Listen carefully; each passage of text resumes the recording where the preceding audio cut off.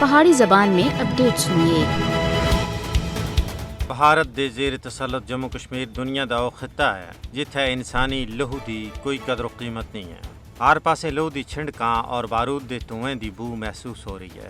کٹ دی جوانیاں اور بڑھدے کار عارضی شعور انسان کو خون دے اتھروں رونے تے مجبور کر رہے ہیں۔ اتھے قتل و غارت گری، تشدد، مار کٹائی، جعلی جڑپاں، دوران حراست ہلاکتاں، قید و بند دی صحبتاں، عزتاں دی پامالی ہر تہڑے دا معمول ہے۔ 5 اگست 2019 جدو بھارتی غاصب حکومت سن کشمیریوں دی مرضی اور منشا دے خلاف غیر قانونی، غیر اخلاقی اور یک طرفہ فیصلے دے طور اتے کشمیر دی خصوصی حیثیت کو ختم کیتا، اس دی بعد اس ظلم و بربریت وچ بے انتہا وعدہ ہو گیا ہے۔ حالانکہ علاقائی اور بین الاقوامی انسانی حقوق دے عالمی اداریاں دی طرفوں بار بار خطرے دی گھنٹی بجاڑاں دے باوجود بھارتی عیار و مکار سامراج اتے کوئی اثر نہیں ہویا۔ جنوری 1989 تھی کہن کے ہونا تکر 95,990 لوکاں کو ناکردہ جرائم دی پاداش وچ شہید کیتا جا چکیا ہے، جس ان پوری دنیا وچ بھارت دی نام نہاد جمہوریت دا اصل چہرہ ننگا کر کے رکھ دیتا ہے۔ سیاسی اختلافات کو دبانے واسطے بھارت مقبوضہ خطے وچ کالے قوانین دا استعمال کر رہا ہے،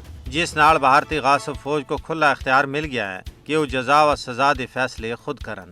صحافت جس کو حکومت دا چوتھا ستون آکھیا جلدا ہے، او سوتا کشمیر وچ قدغن ہے۔ صحافیاں کو سچ لکھنا اور بولنا دی پاداش وچ نہ صرف گرفتار بلکہ قتل کیتا جا رہا ہے۔ آج تک کم و پیش 18 صحافی جرم بے گناہی وچ اپنی قیمتی جاناں تھی ہاتھ دھو بیٹھے ہیں، جس اتے نہ صرف بھارتی بلکہ بین الاقوامی صحافتی تنظیماں سن کئی باری بھارت کو منع کیتا ہے، لیکن بھارتی ہندو انتہا پسند حکومت باز نہیں آ رہی۔ ضرورت اس گل دی ہے کہ UN سمیت پوری عالمی دنیا بھارت دے ان خونی ہتھاں کو روکنا وچ اپنا عملی کردار ادا کرے۔